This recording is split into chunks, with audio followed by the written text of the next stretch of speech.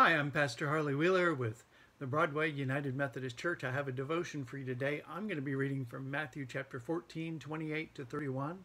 And hey, it has an ocean and a boat involved in the story. And the boat's in a storm, you know. There we go. So let's read the story. It says, the disciples saw Jesus walking on the sea, and they had been beaten by the waves, and the wind was against them. They saw Jesus walking on the sea, and beginning at verse 28, Peter said, Lord, if it is you, command me to come to you on the water. And he said, come. So Peter got out of the boat and walked on the water and came to Jesus. But when he saw the wind, he was afraid, and he began to sink.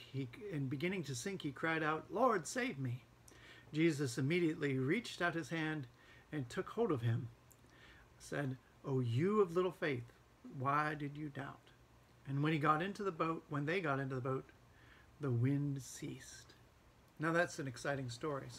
So Peter, seeing Jesus walking on the water in the midst of a storm where they were afraid they might not make it on the boat, so we have the storm. And then Peter says, and filled with faith, filled with a response to, it's a beautiful thing. He wanted what was going on in Jesus to go on inside him. That's a prayer we can have. And so he steps out, but says, then when he saw the wind, wow, it was really going, he became afraid. Now we're going to walk this walk so many times.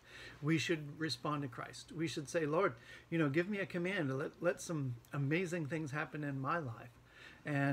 But we must trust that God will be there to finish what he starts, that when he begins a good work in us, he will bring it on to completion to the day of Jesus Christ. And do be advised that if you see the wind, if you see the storm all around, yes, indeed, you can get buffaloed by that and be afraid.